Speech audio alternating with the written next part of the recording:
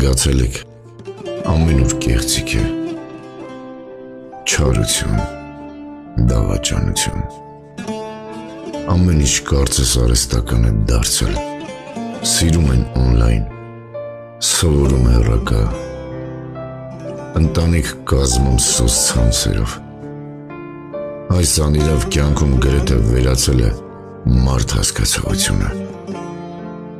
մարդիկ ամենուր շահ են ման գալիս, ուրանալով տարիների ստեղծածը, ուրանում են ընկերությունը, սերը, ընտանիքը, մաքուր անշահախնդիր ընկերությունը, սրբությունը, մեզանից յուրաքանչյուրն պետք է ունեն այնպիսի ընկեր, որ ամեն անգամ սխալվելիս բռնի ձեռքդ ու քո հետ անցնի կյանքի ճիշտ ուղին, բոլորս էլ կարող ենք սխալվել, կարող ենք տրվել զայրույթին, վիրավորվել, նեղանալ մեկս մյուսից, բայց պետք է ներել միմյանց ու ամեն վեճից հետո գտնել իրար ավելի մոտ գտնվելու ուղին, նույնն էլ դավաճանության հարցում է, չգիտես ինչու, դավաճանում են սիրող զույգերը,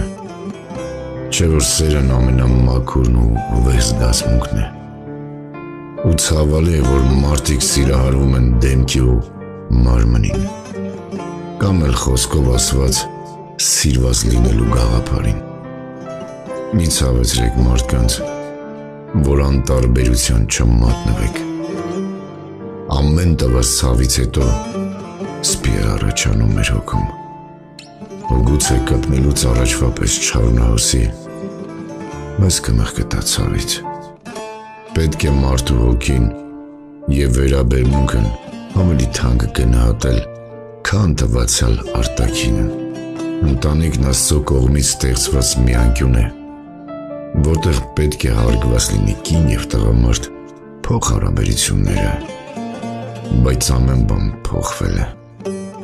մի մոռացեք, ընտանիք լինելն կարևոր չէ, որ լինի օրինակցական կապ, ընտանիքն ես կբնութագրեմ սիրո հոմանիշ, դա այն սերն է, որ կարող է կողքից չլինել, չերևա, բայց միշտ գոյություն ունենա, որպես հենարան,